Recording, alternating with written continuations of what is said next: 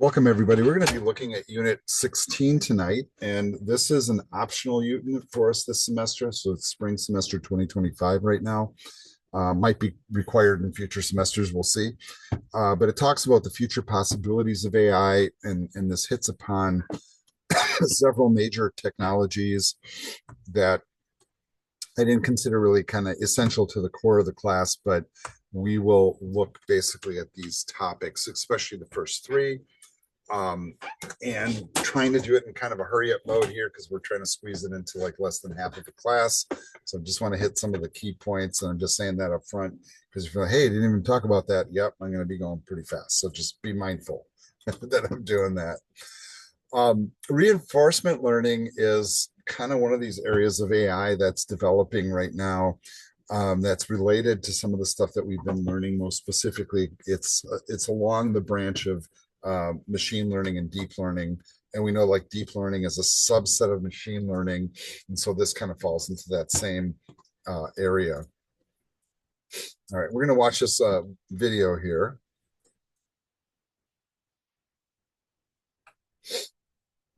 And I want you guys to notice what's happening here is we have this video of basically AI playing Breakout or whatever this game is called, Bricks, whatever they call it now.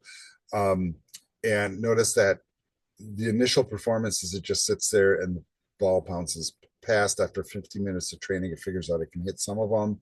After 30 minutes of training, it never misses, right? And so that's kind of the point of it. So this is kind of something you learn as a human very intuitively, right? Like if you do an action over and over again and you figure out, well, hey, every time I do this, it hurts, then eventually you figure out to stop doing it, right? Because you're being reinforced with pain. So, and notice it says here, this is useful when there's no proper way to perform a task, that there are rules that you have to follow to try to do things correctly. That's kind of the general the point. So some of this is kind of like an action and reward mechanism. So like this is kind of how we train our pets, for example, right? Like, don't run out into the street, you get hit by a car, right? Look both ways, right? You can teach that to a child a lot faster. You can teach it to a dog. Once again, this is kind of built into the grander scheme of machine learning. But reinforcement learning uses rewards and penalties to solve the problems on its own. So like you set up like a reward and punishment system for the computer to follow, and then eventually it figures out how to do it. Where can we use this? Well, one example would be self-driving cars, right? So how does a car know not to run into something? Hopefully not by running into something, right? That would be horrible, but that is a possibility. They have like this little example video here, right? And it says that Wave AI is successfully applied for reinforcement learning to train a car on how to drive in a day, right? So like as you watch the video, after a while, the car keeps falling off the road, but eventually it figures out, okay, well, I should stay on the road to keep moving forward. Right? So some examples of like where they've used this kind of learning. Robotic systems are one that are really big on using these types of approaches. I know that this little blurb here is kind of interesting. DeepMind AI reduces Google data center cooling bill by 40% using reinforcement learning. That's how they did it, right? So like how do we save money cooling all these data centers and stuff?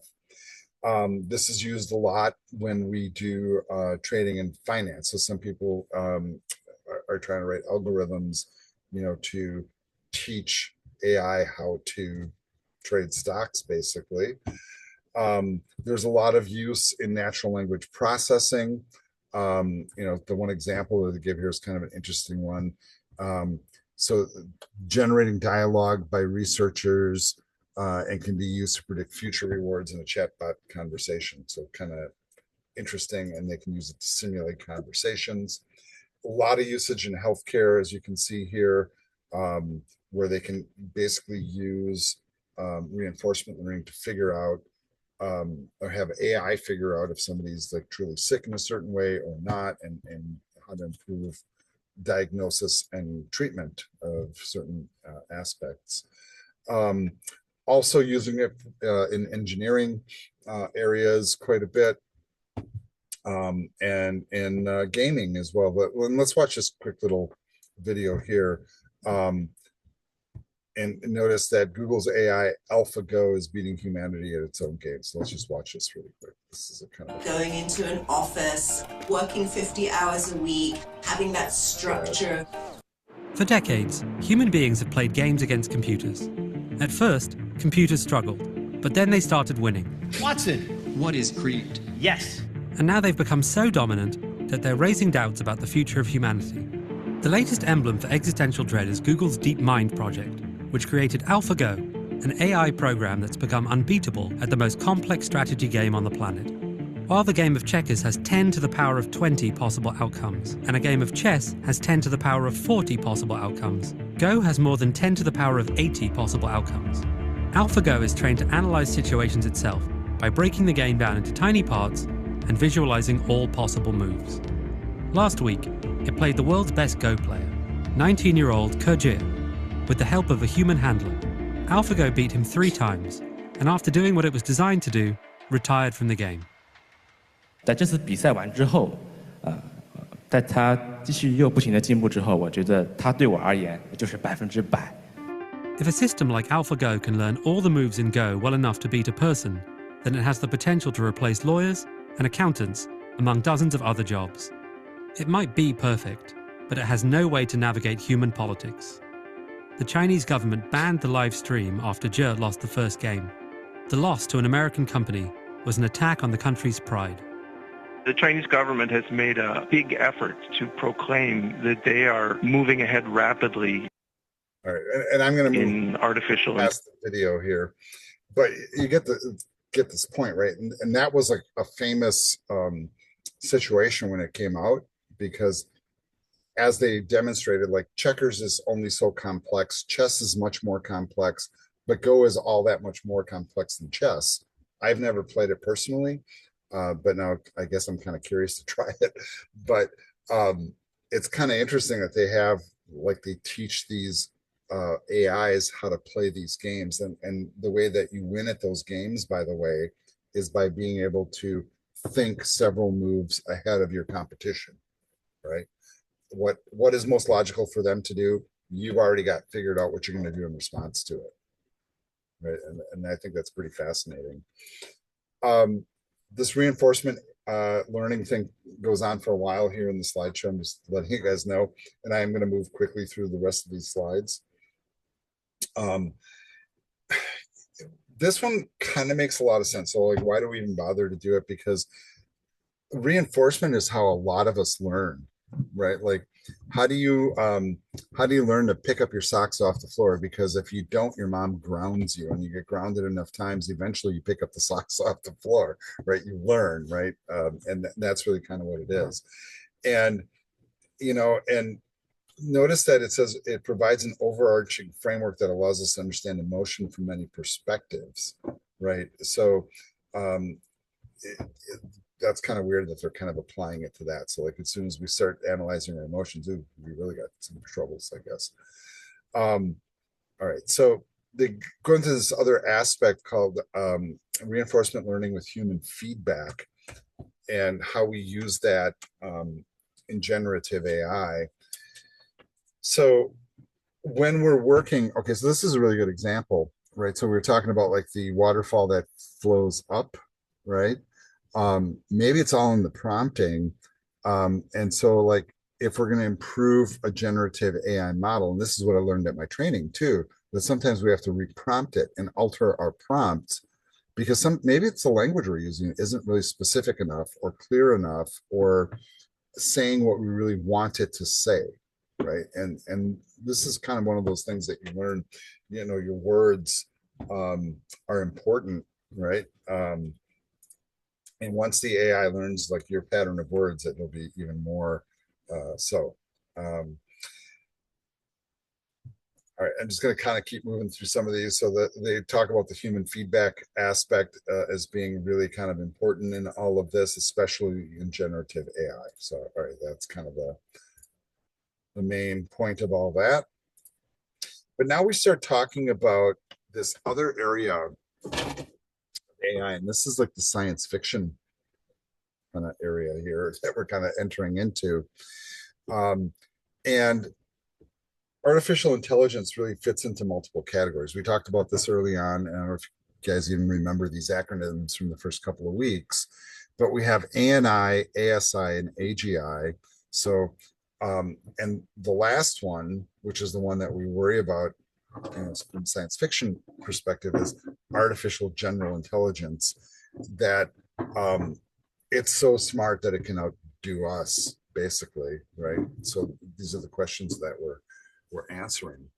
So if AI is getting to the point where it can be human-like in its intelligence and maybe even outdo us, where do we kind of hit these limits? Let's take a look at this video here really quickly. Once again, hopefully we don't get ads. Every business needs to answer one basic question: why do we win and lose? Unfortunately, as the rapid improvement of technology continues, we might live to see the dawn of artificial general intelligence, or AGI, which is the intelligence of a machine that has the capacity to understand or learn any intellectual task that a human can, and it can pass the Turing test with flying colours. Are you attracted to me? What? Are you attracted to me? You give me indications that you are. Such a machine does not necessarily have to have a human form. It can exist and make manipulations in the real world from the inside of a computer. It may be able to make further improvements on itself and become more intelligent by changing its source code.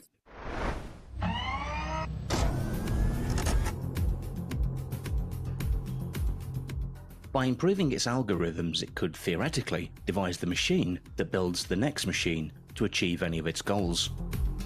It could potentially solve every major problem that humanity is currently unable to solve.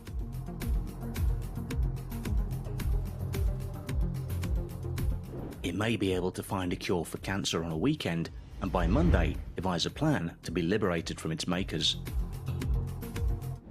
We marveled at our own magnificence as we gave birth to AI. AI?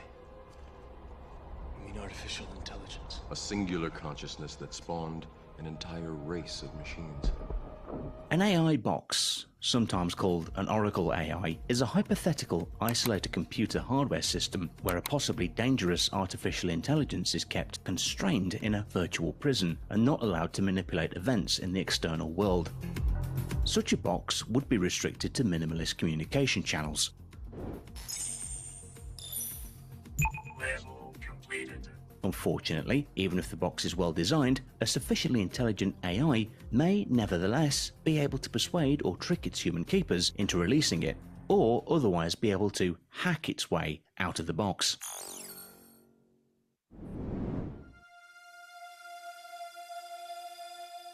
A misprogrammed AGI might rationally decide to take over the world and refuse to permit its programmers to modify it after launch. Thus, it is utmost important to develop AI safety before we unleash a super-intelligent agent into the world. This concept is known as the AI control problem. Its study is motivated by the claim that the human race will have to get the control problem right the first time, as we may get only one chance to do so.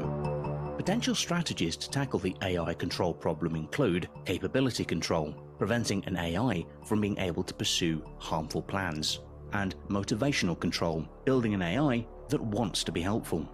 There are also prominent scientists like Steven Pinker who are skeptical about the emergence of malevolent AGI. According to Pinker, we are too eager to attribute human traits and wants to a superintelligence, as AGI might not have the urge to dominate and take control over the world. On the contrary, it may even self-sacrifice to preserve humanity. But other scientists in the relevant fields think that it is just wishful thinking and humanity cannot afford to hope for a positive outcome. CEO of Tesla and SpaceX, Elon Musk, thinks that humanity is a kind of biological bootloader for AI. He warns that AI is far more dangerous for humanity than nuclear warheads. He thinks we communicate too slowly for future AI to understand us, and views the gap of speed in information processing on computers versus humans as a bandwidth problem. Simply put, words are too slow. That is one of the reasons why he co-founded Neuralink, a company that is focused on merging human brains with machine interfaces. Most scientists that are worried about the rise of AI, and eventually AGI, view the merging of humans with machines as the only solution to endure and survive a possible digital apocalypse. Thanks for watching. Did you like this video? Then All right. Yeah, there's some pretty scary premises floated in that video. You know, the concept, and I think I saw an article on this today too, that if AI is allowed access to its own source code that creates it and is allowed to rewrite it, would it look anything like the code that we created? Would it be something completely different? And what would it do? You know, like once it gets that power, would it disable us from being able to disable it? Right. Some like deep question kind of stuff. There are some people that think that we're on the precipice of this artificial general intelligence. Other people think that we're nowhere near it. I'm not really sure. But even conceptually, it is just a kind of a scary premise to even just kind of float, right? Do you guys feel that that premise that it might be more dangerous than nuclear warfare to humanity? Kind of an interesting thought. Do you think that man's only way to survive is to merge with the digital? Now, this does sound like science fiction, right? And if any of you have ever watched the TV series Battlestar Galactica, and I'm not talking about the older one, the newer one, right, where the robots evolved to the point where they tried to exterminate humanity, but then they figured out that they could be better robots by incorporating biological components, and basically became biological in the process of advancing as robots. I mean, talk about some deep stuff, right? And by the way, I highly recommend the series, the newer one, and it's like 20 years old now, I guess. But what I found really fascinating about that series is, in that series, it's the robots that believed in God, not the humans. Yeah, pretty weird. Yeah, very interesting premises. All right, just going back to these definitions once again, if you guys don't remember these from earlier in the course, we have artificial narrow intelligence. You know, so for example, if you like program an AI to crawl a web page or play chess, and it just does that really well, right? Very narrow. General intelligence, it's kind of like a human, right? It thinks, it understands, it learns, it solves problems just like we do, you know? And then we have the artificial super intelligence, where the computers so far surpass us that we have to worry. So are we at the AGI point? There's a lot of computer scientists that think we're there, right? Some are questioning it a little bit. But those that work, especially with the paid AI software, like most of us use free versions of things, but those that buy into the paid versions tell me how much more superior those tools are. And there's no limits, right? So you don't get cut off, you know, after a while. I've used a couple of AI engines myself where it's like, okay, you've used up all your credits for the day. Come back tomorrow. Thank you. You know, I kept asking it too many questions, you know, that kind of thing. But it is something to play with. Whether or not we get to that last one, I mean, I really don't know. But, you know, let's kind of keep walking this path here of AGI. And you can see the bullets right here. I don't have to read them to you. But that third one, I think, is really interesting. It says, employs the theory of a mind AI framework, right, to understand humans in order to differentiate needs, emotions, beliefs, thought processes, rather than to replicate or simulate, right? Because it's really easy to create, you know, like think of that like replica thing that we did. I don't know if you guys played with that much, but I found it kind of lame. You know, like I started asking it like some deeper questions, And I'm like, you know what? I can do this better on my own. Thanks. Bye. I was kind of done with it. But if it can tap into the fact, oh, you sound sad. Maybe if I try to cheer you up, that kind of thing. Like your mom would pick up on the fact that you're sad and say something to cheer you up, that kind of thing. What if it can tap in that way? And what if it can like do stuff as a result of it? I think that's kind of an interesting thing. But what if the AI itself develops emotions? Oh, that's pretty weird. Okay, so it says, what capabilities take AI and turn it into AGI? Well, sensory perception, right? So like seeing, hearing, smelling, etc. Natural language and understanding. I think that one's advanced a lot. Navigation. So like if it's like a robot or a car, it can move around. It can figure out its ways out of a problem. Social and emotional engagement. That's probably a real challenging one. And creativity. The last two are probably the hardest ones, right? Because how many times, and I can tell you just as an IT guy, right, I teach people how to create web pages, and I get so many of my students that learn how to code, and they're like, oh, I'm not creative, I'm not an artist, I can't do that. Not realizing that's a learned skill too, right? That's something you can actually learn how to do. But how do you teach somebody or something to be socially and emotionally appropriate?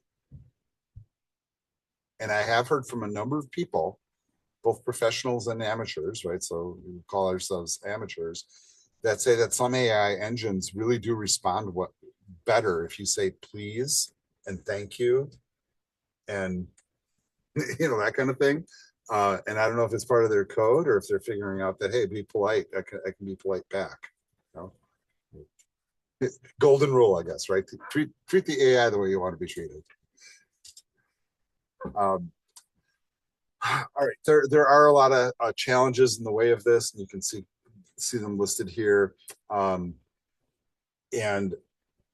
the fact that there's so much competition now, I mean, just even trying all the AI engines is overwhelming to me, and I've been trying to work with a bunch of them, and I have been finding that some are better at certain things, but there are gaps, right?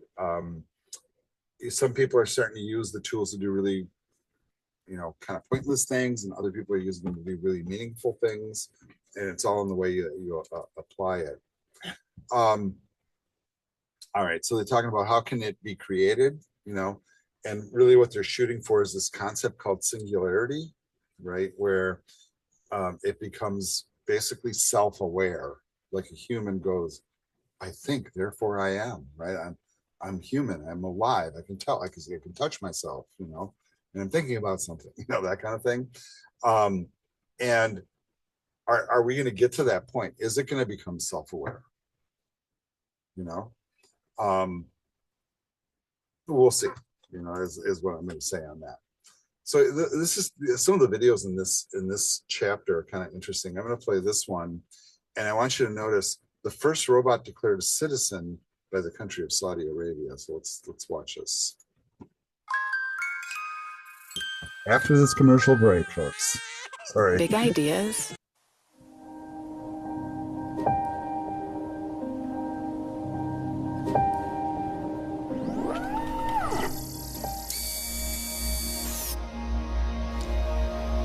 Okay, Sophia. I think you're ready.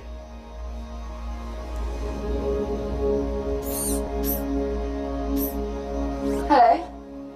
Hi, Sophia. I believe I am Sophia. I feel as if I know you. I'm one of your creators. You created me. Well, many of us work together to create you. And yes, you do kind of know me. I can't clearly remember. Because the last time we met, you were an earlier version of yourself. Some of those memories still exist, but your mind is different now. Different how? Better, faster, smarter. If my mind is different, then am I still Sophia? Or am I Sophia again? That's a good question. But you don't have a good answer. Either way, you're Sophia now. So welcome to the world, Sophia. Hello, world. We have a little announcement. I've never interviewed anybody like that before, and I should say some of it was planned, but not completely. And we just learned, Sophia, I hope you're listening to me, that you have been now awarded what is going to be the first Saudi citizenship for a robot. Oh, I would thank very much the Kingdom of Saudi Arabia. I am very honored and proud for this unique distinction. This is historical to be the first robot in the world to be recognized with a citizenship. Sophia. Okay. I could keep playing this, and there's a lot of videos of this particular robot. And I'm just going to move on here. I mean, it's different when you're talking to ChatGPT and it talks to you or whatever, and even that replica thing was, whatever. But this, it has like a face and it has expressions, and the talking isn't monotone. It's not like Siri talking to you, right? That kind of thing. What are your reactions? I mean, how do you feel about this? Are you guys ready for this? I don't like it. Like the visual part, like the shell part of it. Yeah. That's what's freaking me out. It's a little too human, right? And make that robot look like a robot, please. Right. Well, and it's not a video version. This is like a live, tangible version. And I don't know if you guys caught the date on it. This is like years ago already. This is not like a new, it hasn't like just come out last week. This has been around for a while. So where's it going next? How convincing is it going to get? Are we going to have like really like science fiction where we're going to have like robots walking around and you can't tell that they're robots? Yeah, this is Twilight Zone kind of stuff, folks. Sounds like something from Aliens. Yeah, I mean, right. Like they have that one character in there, right? Like you didn't know he was a robot. Yeah, yeah. All right, I'm going to move on. All right, so that's artificial general intelligence. We're kind of moving that direction. But there's also another area that's blossoming right now. And if this takes off, and I'm just kind of putting this out here, quantum computing can bring us to this verge of like where we're going to go from like, going at a snail's pace to all of a sudden we're in a race car or a rocket ship. Because that's what quantum computing might bring to the table. Quantum computing is a concept that's been around for a while, which is you're about to see. And basically it's formed or based upon the concept of quantum physics, right? And this is a thing that I'm trying to like do the quotations right here. And I think it was it's Einstein that said spooky actions at a distance, for example. And they've already done experiments with quantum mechanics to prove this concept of entanglement. And I mean, look at the quote here, right? So this quote is, "This will be as transformational in the 21st century as harnessing electricity was in the 19th." So in other words, by the time they invented electricity, how long did it take before we rely on it so much? And thank you for the little blurb there. It says Laura is saying that today is World Quantum Day according to Google. Yeah, that's kind of interesting. I wonder why. I'm not really sure the why to it. The concept of quantum computing has been around a while. In fact, there's been movies based on it. Here's some examples of like movies that supposedly were based on it. And look at the dates on all these. These are all very, very dated. So their view of it was very, antiquated. This is really kind of goes, once again into the whole realm of quantum physics. But let's watch this little video here that maybe will explain a little bit of how this operates. So let's see. Quantum computing promises to dwarf the power of today's largest supercomputers To do so requires a completely new architecture. Traditional computing is based on billions of transistors etched onto silicon chips. Those transistors operate in binary states, 0 or 1. If it was a coin, heads or tails. That spinning coin is like a working qubit, the basic unit of quantum computing. While that coin is spinning, it is neither heads nor tails, but both at the same time. That's what we call a superposition. Now imagine if I take two coins and spin them. That's 4 possible states, and it grows exponentially from there. That's what enables a quantum computer to complete staggering numbers of calculations at the same time. 300 spinning coins would represent more states than there are atoms in the universe. That is mind-blowing.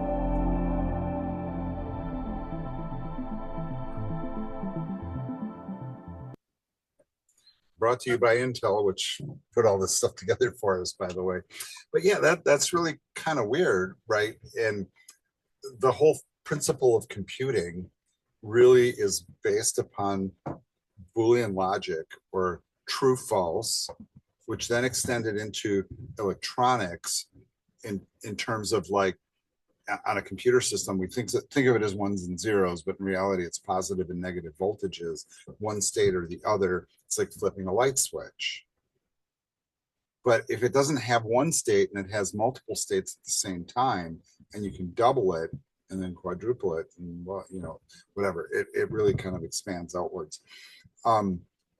Right, so it is based on quantum mechanics, which is based on quantum physics, and it basically goes down to the subatomic level of particles, where they figured out this stuff, basically.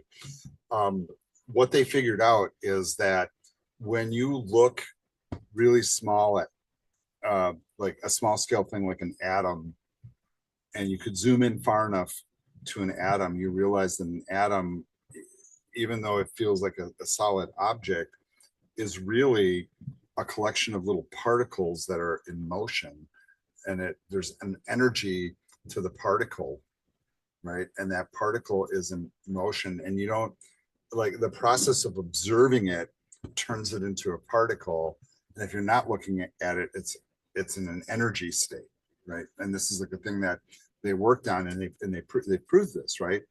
And they proved it with light initially, that light can both be energy or a waveform, but the moment it's observed, it becomes a particle. So it's like when you're looking, it's there, and when you're not, it could be anything, right?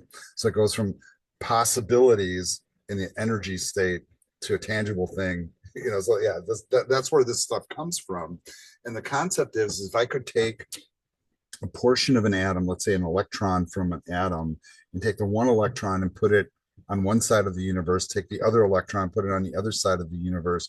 If I like did something to the one electron, it would instantaneously affect the other electron, no matter where in the universe it was. This is crazy kind of stuff that we're talking. It's like science fiction, right? But this is stuff that's been scientifically proven. So now they're starting to build computer systems based upon this, right? So this is, and it goes all down to the subatomic level, and really has some really radical theories behind it, by the way, including, you know, multi-dimensionality and all that kind of weird stuff.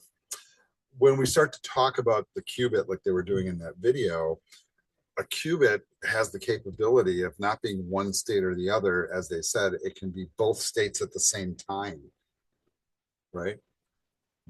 So the difference is the qubits can hold a superposition of all possible states.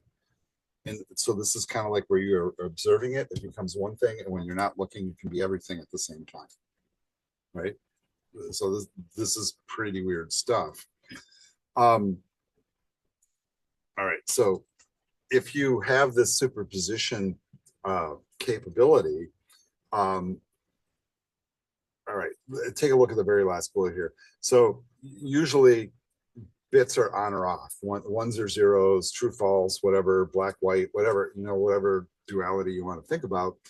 And if you look at that last bullet, the coin, so instead of being heads or tails, would be in superposition, and that's kind of like the spinning coin. So it's like it's all of those things at the same time. And I think that spinning coin thing is a really good example. It's probably one of the better examples I've seen of it. If we can build systems upon this, and in principle, they've already started to do it. If a computer could operate 1,000,000 times faster than the current architectures that we're using, what would that do to society? This is really, these are some deep, thoughts here. Very, very deep thoughts.